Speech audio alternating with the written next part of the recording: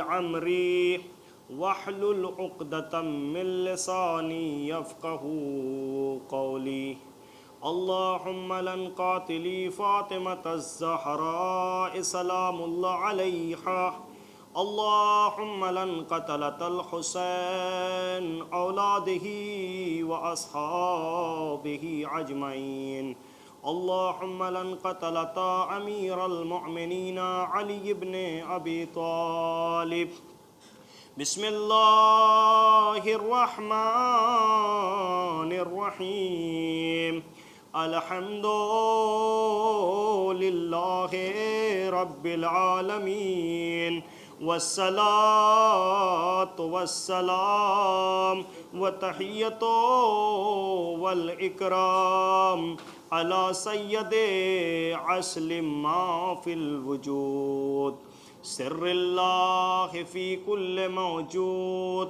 نقطة دائرة الوجود صاحب لواء الحمد والمقام المحمود الخاتم لما سبق والفاتح لمن غلق المعلن الحق بالحق أبي القاسم مصطفى امجد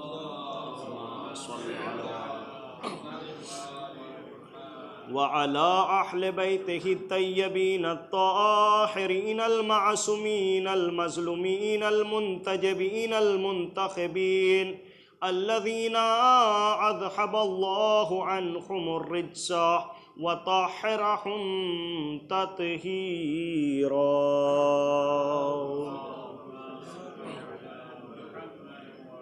أما بعد فقد قال الحسين علي بن أبي طالب اللهم إنك تعلم إنه لم يكن ما كان منا تنافسا في سلطان ولا التماسا في فضول الحطام ولكن لنري المعالم من دينك ونظهر الإصلاح في بلادك ويأمن المظلومون من عبادك ويعمل بفرائضك وسنتك وإحكامك. صلوات پڑھیں محمد.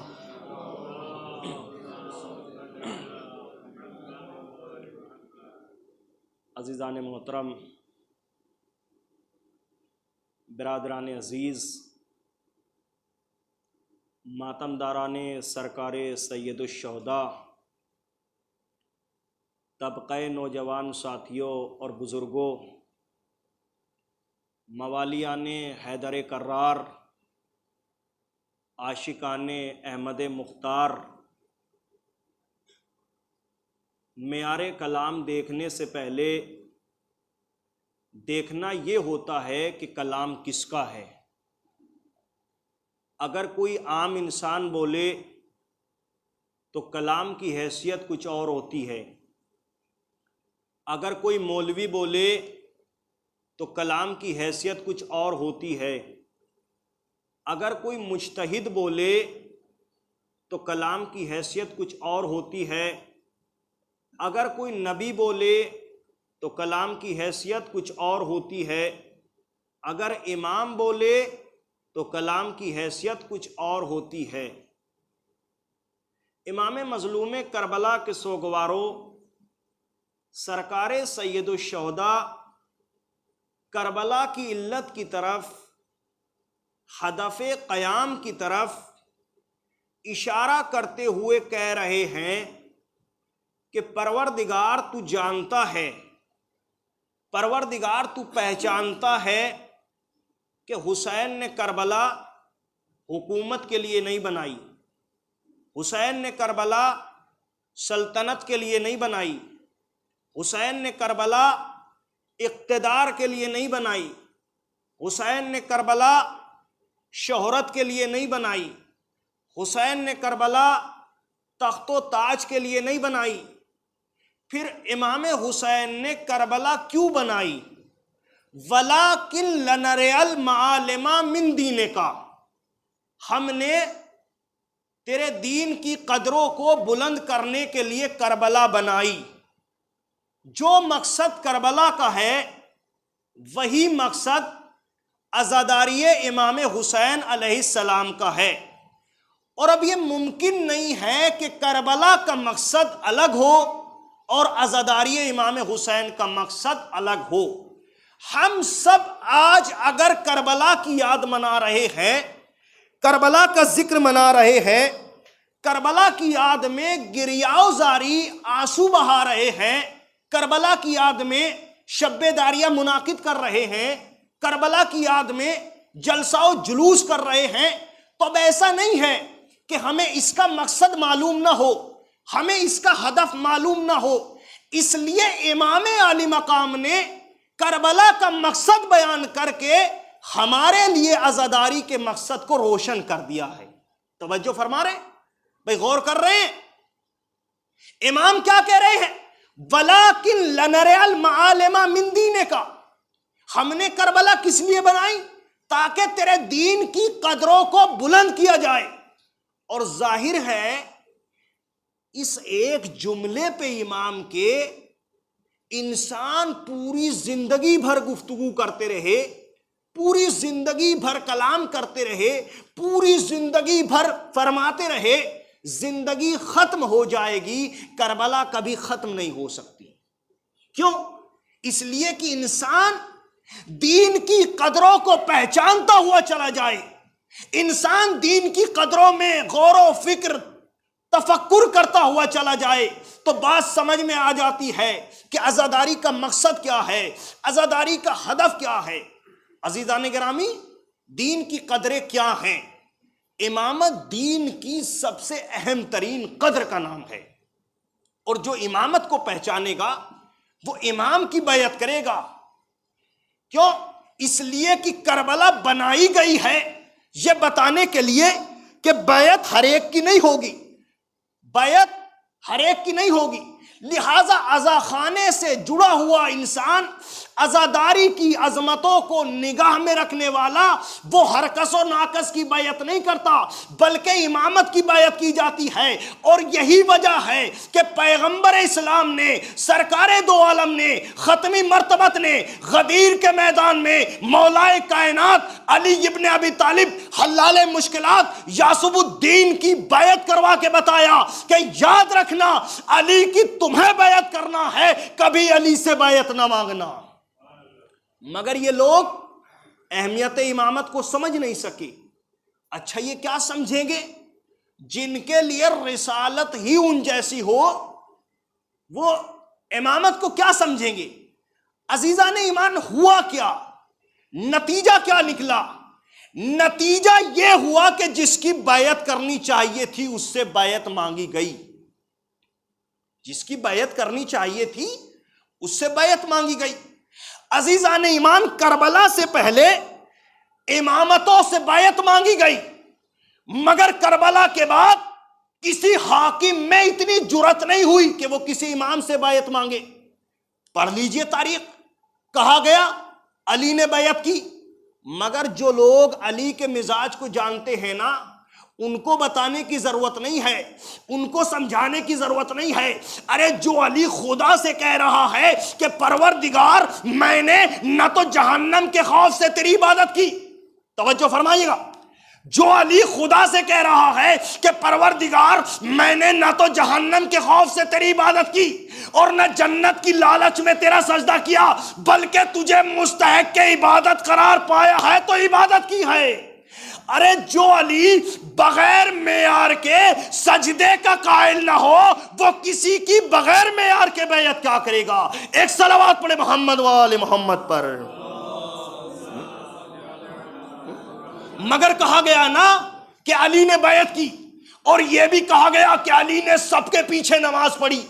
انہیں یہ معلوم ہی نہیں ہے کہ علی کسی کے پیچھے نماز نہیں پڑھے گا، علی جہاں کھڑا ہے وہی اول صف ہے۔ بھائی کعبے کے آگے کھڑے ہو کے کوئی یہ نہیں کہہ سکتا کہ کعبہ ہمارے پیچھے کھڑا ہو گیا، تم باطل ہو۔ کعبہ اپنی جگہ کعبہ ہے، کعبہ اپنی جگہ لائق سجدہ ہے، مگر یہ باتیں کہی گئی ہے۔ ظاہر ہے مجھے ان حاشیوں میں نہیں جانا ورنہ بات لمبی ہو جائے گی، طویل ہو جائے گی۔ اور اس کے بعد دیکھیے امام حسن علیہ السلام، آپ کی صلحوں کو بیعت کا نام دیا گیا، اور امام حسین علیہ السلام سے تو کھلم کھلا بیعت مانگ لی گئی، اور اسی لیے کچھ ناواقف ناشنائے مزاج امامت نے لکھ بھی دیا کہ حسین نے کربلا اس لیے بنائی کہ یزید نے بیعت مانگی تھی۔ توجہ فرما رہے ہیں؟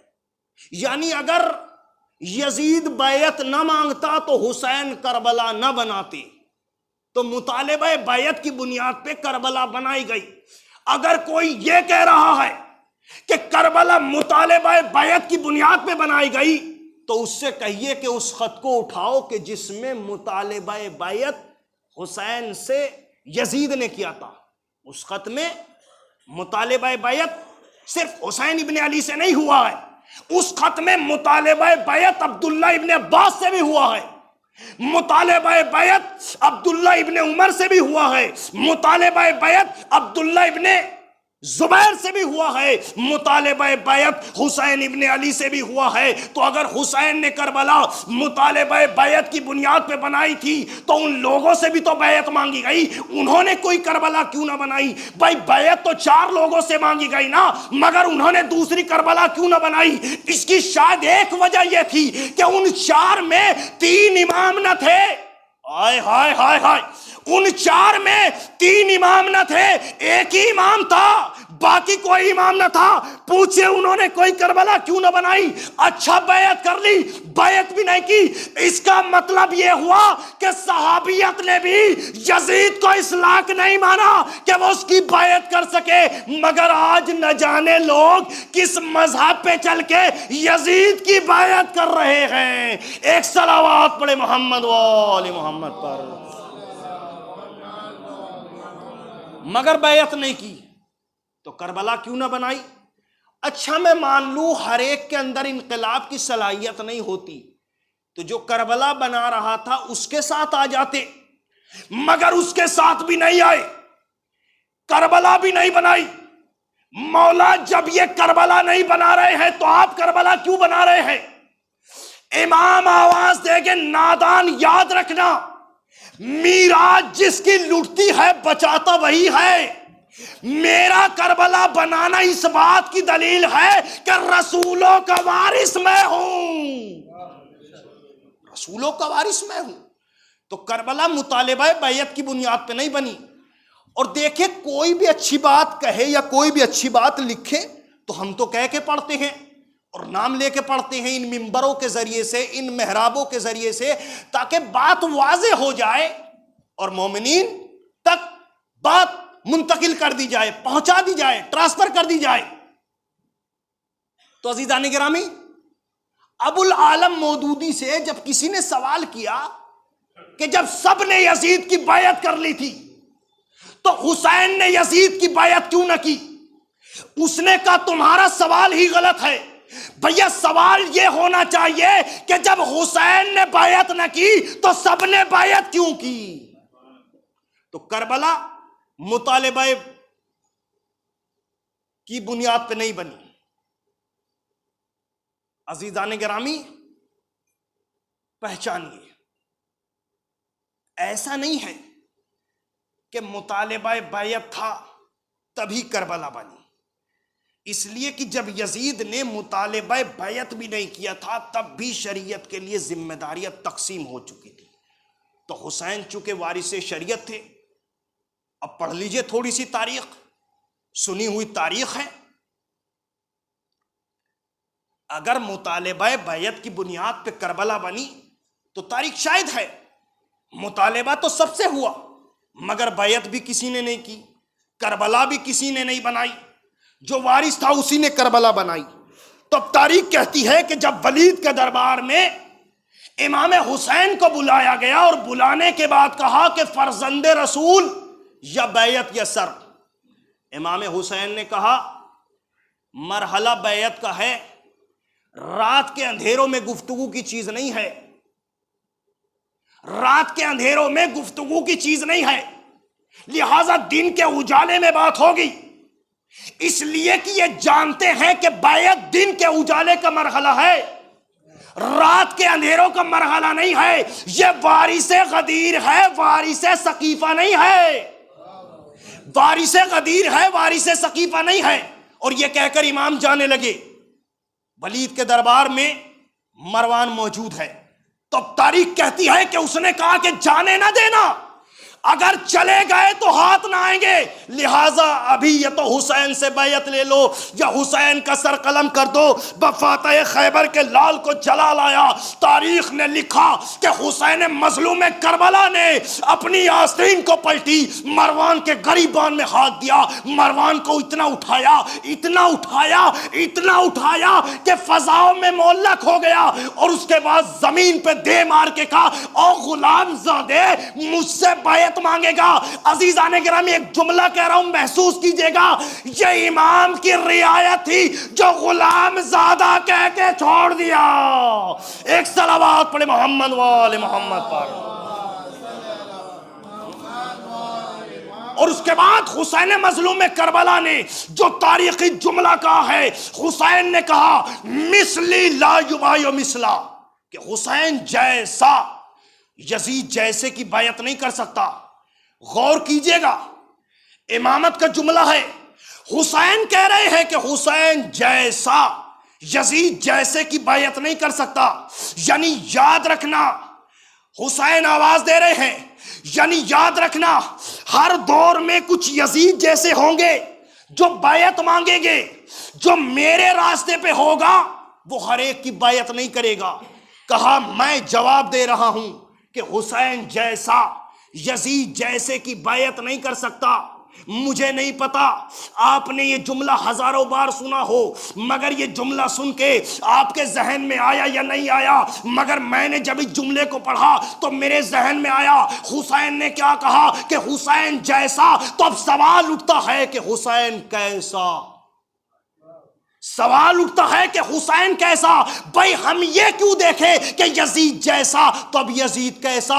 جس کا یزید ہے وہ جا کے دیکھے۔ ارے بہت بات ہوگی تو ہم اتنا ہی کہیں گے، ہر آدمی اپنے باپ دادا کی طرح ہوتا ہے۔ ارے جیسے باپ دادا تھے ویسا ہی تو یزید رہا ہوگا۔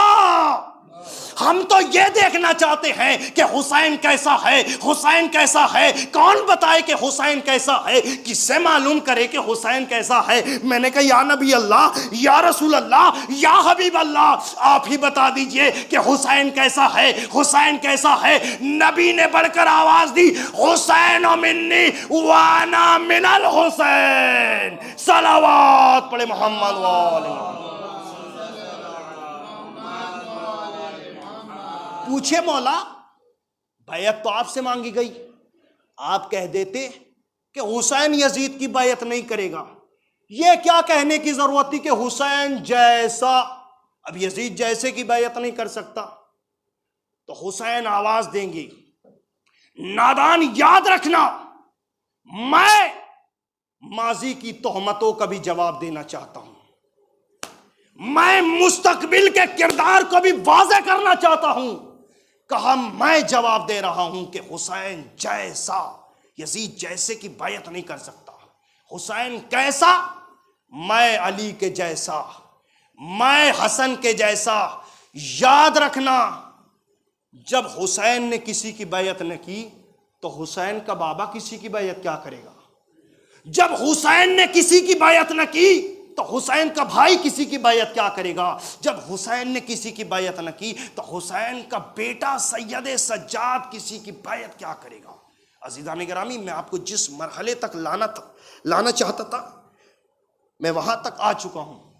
کبھی آپ نے سوچا، میں آپ سے ایک سوال کر رہا ہوں کہ حسین مدینے میں یزید مطالبہ بیعت کر رہا ہے، حسین مکے میں یزید مطالبہ بیعت کر رہا ہے، حسین راہ کوفہ میں یزید مطالبہ بیعت کر رہا ہے، حسین کربلا میں یزید مطالبہ بیعت کر رہا ہے، حسین آزاد تھے مگر یزید مطالبہ بیعت کر رہا ہے، حسین کے ہاتھوں میں ہتکڑی نہیں ہے مگر یزید مطالبہ بیعت کر رہا ہے، حسین کے پیروں میں زنجیر نہیں ہے مگر یزید مطالبہ بیعت کر رہا ہے، حسین کے گلے میں خاردار توق نہیں ہے مگر یزید مطالبہ بیعت کر رہا ہے۔ پوچھئے پلٹ کے یزید سے، اے یزید، حسین مدینے میں، مکے میں، راہ کوفہ میں، کربلا میں حسین سے مطالبہ بیعت کر رہا ہے، مگر عابد بیمار تیرے دربار میں، سید سجاد تیرے دربار میں، سید سجاد تیرے سامنے، دربار تیرا، قیدی تیرے، افراد تیرا، حکومت تیری، قیدی امام سے بیعت کا مطالبہ کیوں نہیں کرتا؟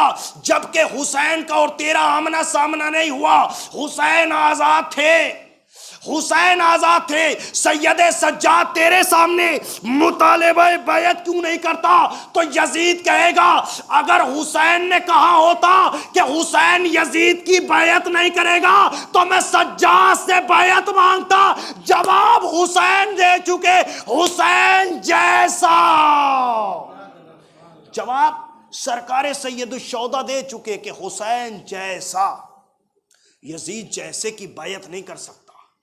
کربلا یہیں پہ رکی نہیں ہے، بلکہ کربلا کو پہچانو۔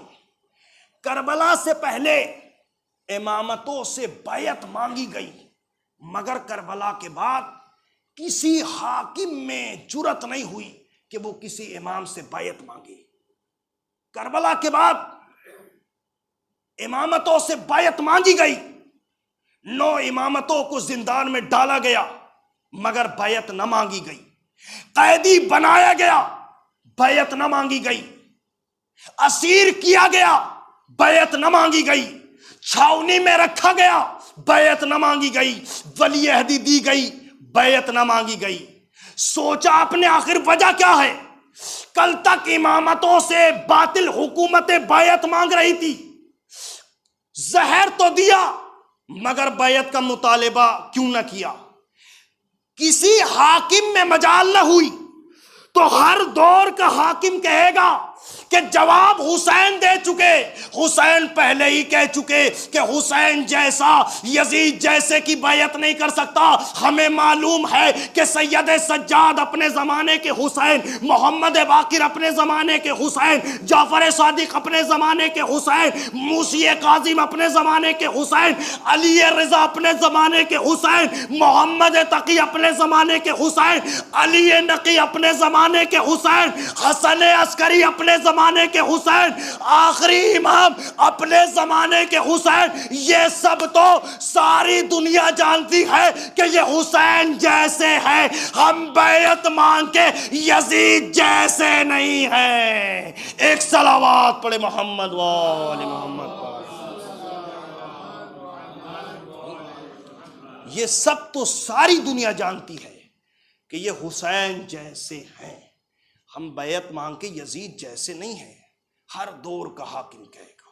ابھی تو چہروں پہ نقاب پڑی ہے، جس دن بیعت مانگ لی تو چہرے پہچان میں آ جائیں گی، لہذا بیعت نہیں مانگی۔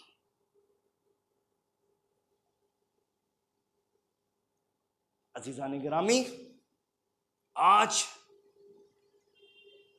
شب شہادت حضرت مسلم ابن عقیل، جن کا لقب سفیر حسین، غریب کوفہ، میرے پاس وقت نہیں ہے ورنہ بیان کرنے کے لیے بہت ساری چیزیں ہیں جن کو مختصر سے ٹائم میں بیان نہیں کیا جا سکتا۔ پروردگار قرآن مجید میں کیا اعلان کر رہا ہے؟ اے میرے حبیب، جو لوگ تمہاری بیعت کرتے ہیں وہ اللہ کی بیعت کرتے ہیں۔ اور اسی طرح حدیث حسین منی و انا من الحسین کی روشنی میں جو حسین سے بیعت کرے گویا اس نے رسول اور اللہ سے بیعت کی، اپنا جان مال ولی امر کے حوالے کر دینے کو بیعت کہتے ہیں۔ عزادارو، ایک جملہ کہتا ہوں، جب مجلس حسین برپا ہوتی ہے نا، ذاکر مصائب پڑھتا ہے، کوئی عزادار کوئی مظلوم کا چاہنے والا اگر گھٹ گھٹ کے روتا ہے نا، آواز دبا کے روتا ہے، تو اس آواز دبانے والے کی بغل میں میرا چوتھا امام، جس کے ہاتھوں میں ہتھکڑیاں، پیروں میں بیڑیاں، گلے میں خاردار توق، اور اس کا چہرہ دیکھ کے کہتا ہے اے بھائی ذرا زور سے رو، تیرے رونے سے سجاد کو سکون مل رہا ہے۔ حاضہ دارو، اس مجلس میں جناب زینب بھی آئی ہوں گی، جناب فاطمہ زہرا سلام اللہ علیہا بھی آئی ہوں گی، اور شہزادی سکینہ بھی آئی ہوں گی۔ جب یہی 4 سالہ بچی اپنی پھوپھی اماں سے سوال کرتی ہے اے میری پھوپھی اماں ذرا یہ بتائیے کہ یہ عزادار کون رو رہے ہیں، تو شہزادی زینب فرماتی ہے اے میری بچی سکینہ، یہ تیرے بابا حسین کے چاہنے والے رو رہے ہیں، یہ تیرے بھیا علی اکبر کے چاہنے والے رو رہے ہیں، یہ تیرے بھیا قاسم کا ماتم کرنے والے رو رہے ہیں۔ تو ایک مرتبہ وہ بچی اپنے رخسار پر تماچے مار کے کہتی ہے اے میری پھوپھی اماں، اگر یہ عزادار کربلا کے میدان میں ہوتے تو میرے گوشوارے نہ چینتے، ظالم مجھے تماچے نہ مارتا، میرے بھیا علی اصغر کے گلے پہ تیر نہ لگتا۔ جزاک اللہ، آپ کی آوازیں بلند ہو گئی، خدا ان آوازوں پر اپنی رحمت مغفرت نازل فرما۔ حاضہ دارو، امام حسین کی شہادت کے بعد اولی الامر حسین بن علی تھے، ارے جن کی خدمت میں مسلسل کوفے والوں کے خط آنا شروع ہوئے اور فرمایا کہ ہم بے امام ہیں، آپ کوفہ تشریف لائے تاکہ بحیثیت اولی الامر ہم آپ کی بیعت کر سکے۔ حاضہ دارو، مصلحت کے تحت امام حسین نے اپنا نمائندہ بنا کر حضرت مسلم بن عقیل کو کوفہ روانہ کیا۔ حضرت مسلم اپنے دونوں شہزادوں کے ساتھ کوفے میں آئے، جناب مختار کے گھر میں قیام کیا۔ 18,000 کوفیوں نے نام حسین پر بیعت کر لی، مگر ابن زیاد گورنر بصرہ نے یزید کو لکھا تو جلدی سے کوفہ جا کر مسلم کو گرفتار کر لے اور سر کاٹ کر میرے پاس بھیج دے۔ حاضہ دارو، روایت کہتی ہے کہ جب ابن زیاد کوفے میں آیا تو ابن زیاد کے ڈر کی وجہ سے زیادہ تر لوگوں نے بیعت توڑ ڈالی۔ حضرت مسلم کو جب ابن زیاد کے آنے کی خبر معلوم ہوئی تو آپ نے مختار کے گھر کو چھوڑا اور ہانی بن عروہ کے گھر میں آ گئے۔ حاضہ دارو، جب ابن زیاد کو معلوم ہوا کہ مسلم ہانی بن عروہ کے گھر میں ٹھہرے ہوئے ہیں تو آپ نے دربار میں ہانی کو بلایا اور بلانے کے بعد کہا اے ہانی، ارے مسلم کو میرے حوالے کر دو۔ ایک مرتبہ جیسے ہی ہانی نے سنا تو ہانی نے فرمایا یہ ناممکن ہے کہ میں اپنے آقا کو تمہارے حوالے کر دوں۔ ایک مرتبہ ابن زیاد نے سنا تو ابن زیاد نے کہا کہ ہانی کو قید کر دیا جائے۔ ایک مرتبہ جب ہانی کو قید کر دیا گیا تو ابن زیاد نے کہا ہانی تم اب بھی مسلم کو میرے حوالے کر دو ورنہ قتل کر دیے جاؤ گے۔ ایک مرتبہ ہانی نے کہا میں اپنے مہمان کے ساتھ یہ بدسلوکی مجھ سے ہرگز نہ ہوگی۔ یہ سن کر ابن زیاد نے غصے میں آ کر ایک چھڑی چہرے پہ ماری، ارے چہرے سے خون جاری و ساری ہوا۔ مختصر یہ کہ 90 سال کے غانی کو ایک کھندے میں بندھوا کر 500 کوڑے مارے گئے، اور اس کے بعد جب ہانی بے ہوش ہو گئے تو جناب ہانی کا لاشا کاٹ کر سولی پہ چڑھا دیا گیا۔ حاضہ دارو، حضرت مسلم ہانی بن عروہ کے گھر سے باہر آ گئے، بآواز بلند نصرت کے لیے پکارا۔ کوفے کی ایک جماعت مسلح ہو کر حاضر خدمت ہوئی، مگر جنگ کی نوبت آتے آتے ارے سب نے جناب مسلم کا ساتھ چھوڑ دیا۔ نماز مغرب میں جناب مسلم کے ساتھ 30 آدمی تھے، مگر جیسے ہی آپ نے عشاء کی نماز پڑھا کر سلام پھیرا تو کوئی نہ تھا۔ بالآخر تنہا کوفے کی گلی کوچوں میں پھرنے لگے، ارے کوئی جائے امن نہ ملتی تھی، یہاں تک کہ جناب مسلم ایک مکان کے دروازے پر آ کر بیٹھ گئے۔ پریشانی کا عالم تھا، اتنے میں ایک دروازہ کھلا، ایک عورت آئی جس کا نام تاریخ نے طوعہ بتایا ہے۔ جیسے ہی جناب مسلم کے پاس آئی، جناب مسلم نے کہا میں بہت پیاسا ہوں، مجھے پانی پلا دو۔ ایک مرتبہ وہ عورت پانی لے کر آئی، جناب مسلم نے پانی کو پیا، پانی پی کر شکر خدا ادا کیا۔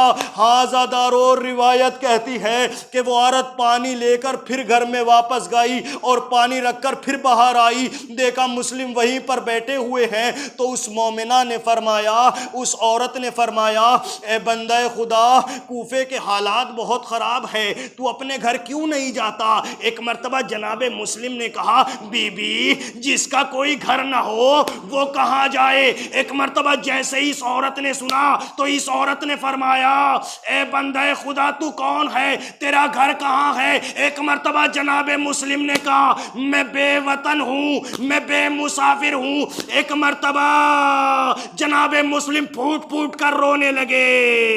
ارے اس خاتون نے کہا کیا آپ میرے آقا حضرت مسلم کے ساتھ آئے تھے؟ بس اتنا سننا تھا۔ جناب مسلم نے فرمایا اے طوعہ، ارے میں ہی مسلم ہوں۔ ایک مرتبہ طوعہ جناب مسلم کے قدموں پہ پڑی، فرمایا مولا ہمارے گھر کے اندر تشریف لائے۔ ایک مرتبہ جناب مسلم رات بھر طوعہ کے گھر میں مہمان رہے، مگر پسرے طوعہ نے ابن زیاد کو جا کر خبر دے دی کہ مسلم ہمارے گھر میں ٹھہرے ہوئے ہیں۔ ایک مرتبہ ابن زیاد نے 3000 کا لشکر مسلم کو گرفتار کرنے کے لیے بھیجا۔ جیسے ہی جناب مسلم کو لشکر کے آنے کی خبر معلوم ہوئی تو آپ طوعہ کے گھر سے نکل کر باہر آ گئے اور شیر غضبناک کی طرح حملہ کرنا شروع کر دیا۔ ارے خون کی ندیاں بہنے لگی، 45 اشقیاء نارے جہنم پہنچے۔ ارے جس طرح حملہ کرتے تھے ادھر سے لشکر کا صفایا ہو جاتا تھا۔ حملے کی یہ شان دیکھ کر اشقیاء نے کہا کہ گڈھا کھودا جائے اور اس کا منہ بند کر دیا جائے۔ ہاذا دارو روایت کہتی ہے کہ حضرت مسلم حملہ کرتے کرتے اسی گڑھے میں جا کر گر پڑے، پھر آپ پر تلواروں سے حملہ کرنا شروع ہو گیا۔ ارے ایک ضرب چہرے پر پڑی جس سے ہونٹ اور دندان اقدس زخمی ہو گئے۔ اس کے بعد جناب مسلم کو قید کر کے ابن زیاد کے دربار میں لایا گیا، اور لانے کے بعد آپ بہت پیاسے تھے، آپ نے پانی مانگا، چاہا کہ پانی پی لے، مگر پیشانی کا خون پانی میں بدل گیا۔ ہاذا دارو، آپ نے پانی کو پھینک دیا، اس کے بعد دوبارہ مسلم کو پانی دیا گیا تو اس میں دندانے مبارک گر گئے۔ آپ نے فرمایا لگتا ہے اب میری قسمت میں پانی نہیں ہے۔ ہاذا دارو، جب ابن زیاد کا سامنا ہوا تو جناب مسلم نے سلام نہیں کیا۔ کسی نے کہا اے مسلم تم نے امیر کو سلام نہیں کیا؟ جناب مسلم نے فرمایا میرا حسین کے علاوہ کوئی امیر نہیں ہے۔ ایک مرتبہ جناب مسلم نے امیر کو سلام نہیں کیا، ابن زیاد کو سلام نہیں کیا۔ کم موت سے وہ ڈرے جس کو موت سے ڈر لگتا ہو، مگر ابن زیاد نے کہا مسلم سلام کرو یا نہ کرو قتل ضرور کر دیے جاؤ گے۔ ایک مرتبہ روایت کہتی ہے کہ جناب مسلم نے فرمایا میں کچھ وصیتیں کرنا چاہتا ہوں۔ اس کے بعد جناب مسلم نے عمر سعد سے کچھ وصیتیں کی۔ فرمایا اے عمر سعد، میری پہلی وصیت یہ ہے کہ میری زرہ بیچ کر میرا قرض ادا کر دینا، اور میری دوسری وصیت یہ ہے کہ میرا لاشہ ابن زیاد سے لے کر دفن کر دینا، اور میری تیسری وصیت یہ ہے کہ میرے آقا حسین کو خبر کر دے اب ادھر تشریف نہ لائے۔ آزادارو، اس کے بعد جناب مسلم کو بالائے قصر لے گئے۔ جلاد کی تلوار کے سائے میں آپ نے رخ امام حسین کی طرف رک کر کے کہا السلام علیکہ یا ابا عبداللہ، السلام علیکہ یا ابن رسول اللہ۔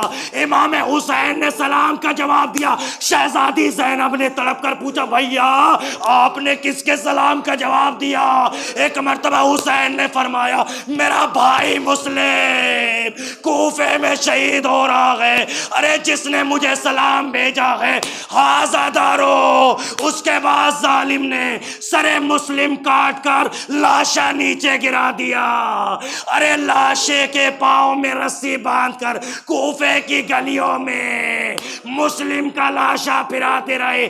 ہائے رے مسلم، دفن کفن کیسا، لاشا مسلم پہ کوئی رونے والا نہیں تھا.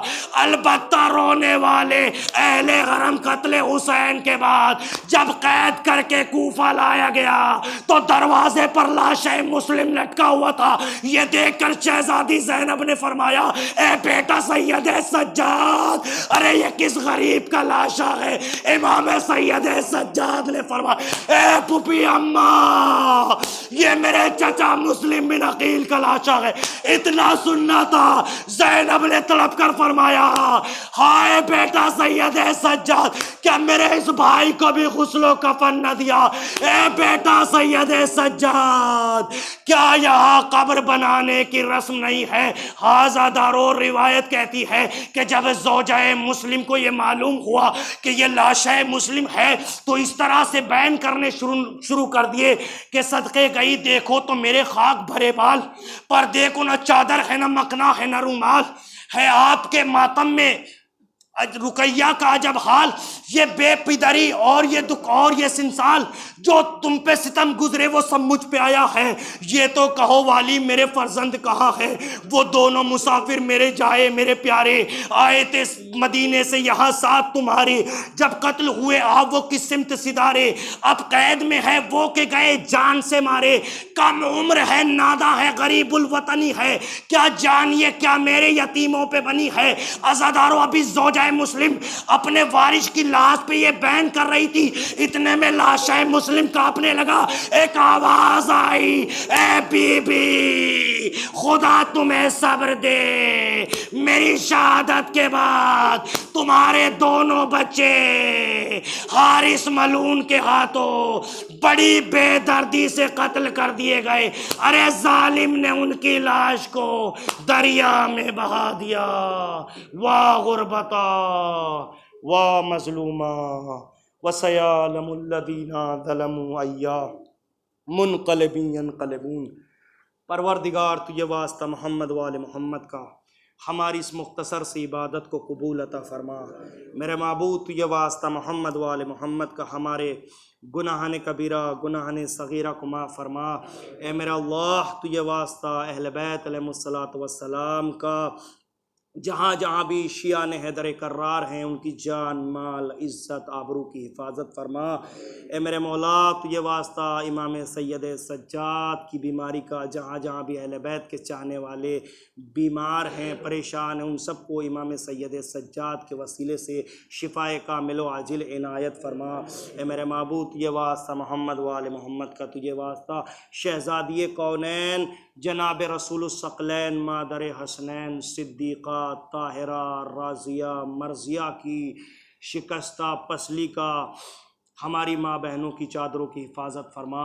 اے میرا اللہ زمانہ ظلم و جور سے بھر چکا ہے، وارث حجت امام زمانہ کے ظہور میں تعجیل عطا فرما، تعجیل عطا فرما، تعجیل عطا فرما.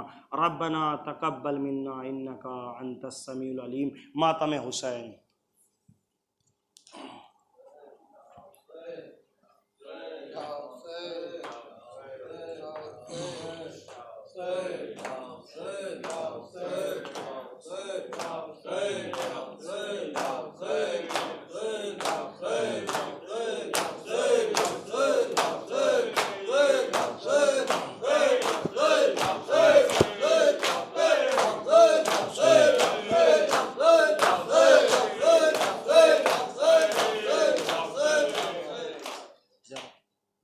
السلام علیک یا ابا عبداللہ، السلام علیک یا ابن رسول اللہ، السلام علیکم جمیعا شہداء کربلا واسران کربلا ورحمۃ اللہ وبرکاتہ.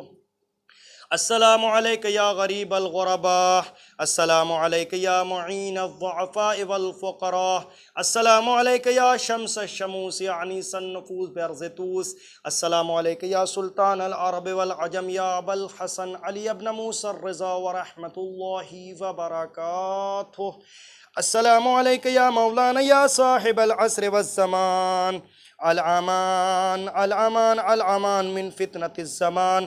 السلام علیک یا شریک القرآن، السلام علیک یا تفسیر الفرقان، السلام علیک یا قاطع البرہان، السلام علیک یا کعبۃ الایمان، السلام علیک یا امام زماننا ھذا عجل اللہ تعالی فرجک وسہل اللہ تعالی مخرجک وظہورک، السلام علیک ورحمۃ اللہ وبرکاتہ۔ زیارت حضرت مسلم بن عقیل۔ سلام اللہ العلی العظیم وسلام ملائکۃ المقربین وانبیائہ المرسلین وائمتہ المنتجبین وعبادہ الصالحین وجمیع الشہداء والصدیقین والزاکیات الطیبات فیما تقتدی وتروح علیک یا مسلم بن عقیل بن ابی طالب۔ السلام علیکہ ایہا العبد الصالح المطیع للہ ولرسولہ ولامیر المؤمنین والحسن والحسین صلوات اللہ علیہم اجمعین۔ اشہد انک لم تہن ولم تنکل وانک قد مضیت علی بصیرۃ من امرک مقتدیا بالصالحین ومتابعا للنبیین، فجمع اللہ بیننا وبینک وبین رسولہ وأولیائہ فی منازل المخبتین فإنہ ارحم الراحمین۔ اللہم صل علی محمد وآل محمد۔